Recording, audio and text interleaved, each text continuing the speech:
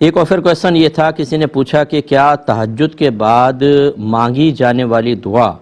فرض نمازوں کے بعد مانگی جانے والی اور جمعے کی نماز کے بعد جو دعا مانگی جاتی ہے اس سے بھی افضل ہوتی ہے؟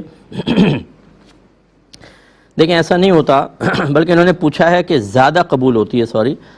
تو ایسی بات نہیں ہے کہ شریعت نے خاص مقامات یا خاص اوقات میں کی جانے والی دعاؤں کی کوئی درجہ بندی بیان کر دی ہو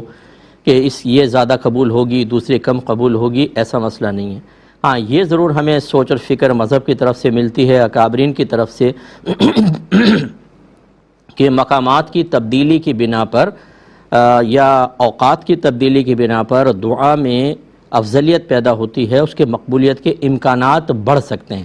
یہ تو ہے، لیکن اس مقابلہ کہ اس سے زیادہ افضل، اس سے زیادہ مقبول ہونے کے امکانات زیادہ، ایسا نہیں ہے۔ جیسے اب آپ نے بتایا تہجد کے بعد دعا کریں گے، مقبولیت کا وقت ہوتا ہے، اسی طریقے سے فرض نماز کے بعد اچھا وقت ہے، اسی طریقے سے اگر آپ کعبۃ اللہ کے پاس دعا مانگیں یا روضہ رسول پہ دعا مانگ رہے ہیں آپ، اسی طرح کوئی بزرگان دین میں سے ہیں، جیسے آپ شہدائے احد کے مزارات پر جاتے ہیں اور وہاں دعا مانگتے ہیں، یا مسجد حرام میں آ کے، مسجد نبوی میں آ کے دعا مانگتے ہیں، تو مقامات کی تبدیلی کی بنا پر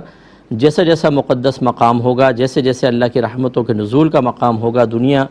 دعا کی قبولیت کے امکانات بڑھتے ضرور ہیں، لیکن یہ کہیں موازنہ بیان نہیں ہوا کہ اس سے زیادہ یہاں مقبول ہوگی، ایسا نہیں ہے۔